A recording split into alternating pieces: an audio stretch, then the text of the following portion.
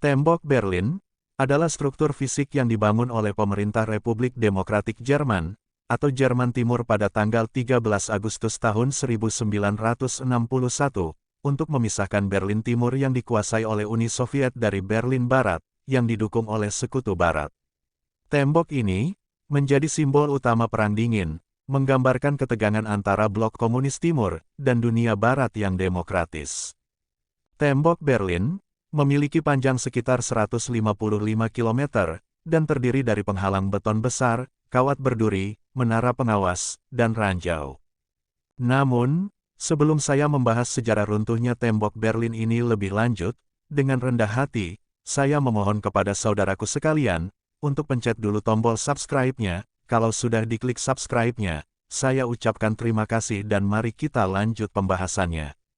Setelah Perang Dunia II berakhir pada tahun 1945, Jerman dibagi menjadi 4 zona pendudukan oleh sekutu, yaitu Amerika Serikat, Uni Soviet, Inggris, dan Prancis.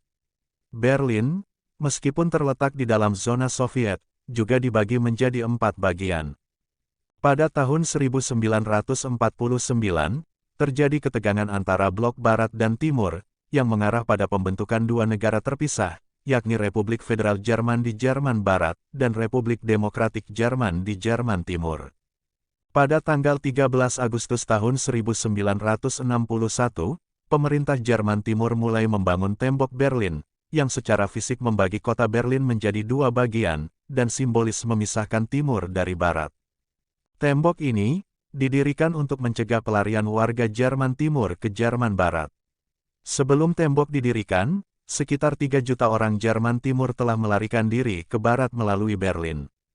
Tembok Berlin berkembang dari kawat berduri dan pos pemeriksaan, menjadi penghalang beton besar yang diperkuat dengan menara pengawas, ranjau, dan patroli militer. Tembok ini menjadi simbol nyata dari Perang Dingin, menggambarkan pembelahan fisik dan ideologis antara blok komunis dan dunia barat. Warga Jerman Timur menghadapi pembatasan perjalanan yang ketat. Hanya sedikit yang diberi izin untuk bepergian ke barat, dan mereka yang mencoba melarikan diri menghadapi risiko besar, termasuk penembakan di tempat. Meskipun begitu, banyak yang berusaha melarikan diri. Metode pelarian termasuk menggali terowongan, menggunakan balon udara panas, dan bahkan menyamar dalam mobil yang dimodifikasi. Tembok Berlin memisahkan keluarga dan teman. Banyak yang hidup dalam ketidakpastian dan penderitaan, karena hubungan mereka dengan orang-orang di sisi lain terputus. Pemerintah Jerman Timur menggunakan propaganda untuk menggambarkan tembok sebagai antifasis yang melindungi warga dari Barat yang kapitalis dan korup. Meskipun propaganda, ketidakpuasan dengan kehidupan di bawah pemerintahan komunis dan keterbatasan kebebasan semakin meningkat. Pada 1980-an, kebijakan reformasi Soviet yang dipimpin oleh Mikhail Gorbachev, seperti glasnost keterbukaan dan perestroika restrukturisasi, mendorong perubahan di seluruh blok timur. Di Jerman Timur, kelompok-kelompok perlawanan mulai mengorganisir protes damai menuntut hak-hak sipil dan kebebasan lebih besar. Pada akhir 1980-an, demonstrasi besar-besaran mulai muncul, terutama di kota Leipzig, di mana ribuan orang berbaris menuntut perubahan. Gereja-gereja, terutama gereja Protestan, memainkan peran penting dalam mendukung dan melindungi para demonstran dari represi pemerintah.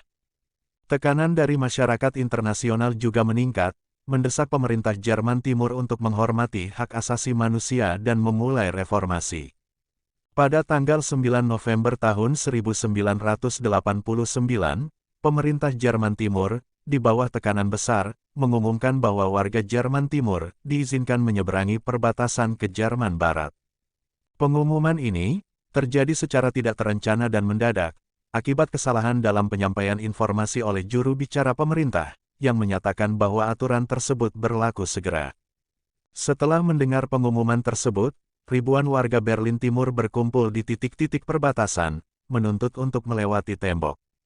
Penjaga perbatasan bingung dan tidak mendapat instruksi yang jelas, akhirnya membuka gerbang, memungkinkan ribuan orang melintas ke Berlin Barat.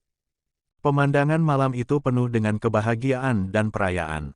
Orang-orang dari kedua sisi tembok berkumpul, merayakan reunifikasi dan kebebasan mereka.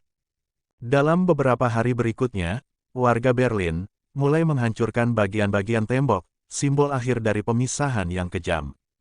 Jatuhnya tembok Berlin menjadi langkah pertama menuju reunifikasi Jerman, yang secara resmi terjadi pada tanggal 3 Oktober tahun 1990. Reunifikasi membawa tantangan ekonomi besar, terutama karena disparitas antara ekonomi Jerman Timur dan Barat. Meskipun secara politik Jerman bersatu, penyatuan sosial membutuhkan waktu lebih lama, karena perbedaan budaya dan ekonomi yang mendalam antara Timur dan Barat. Di seluruh Eropa Timur, jatuhnya tembok Berlin memicu gelombang perubahan politik yang mengarah pada runtuhnya rezim-rezim komunis. Jatuhnya tembok juga menandai awal dari akhir Perang Dingin, yang secara resmi berakhir dengan pembubaran Uni Soviet pada tahun 1991. Tembok Berlin yang runtuh menjadi simbol harapan dan kebebasan, memperlihatkan kekuatan rakyat dalam menuntut perubahan. Hari ini, sisa-sisa tembok Berlin berfungsi sebagai monumen dan peringatan akan masa lalu yang kelam, dan sebagai pelajaran penting tentang kebebasan dan hak asasi manusia. Jatuhnya tembok Berlin tetap menjadi salah satu peristiwa paling penting dalam sejarah modern, mengingatkan dunia tentang bahaya pemisahan dan nilai kebebasan serta persatuan.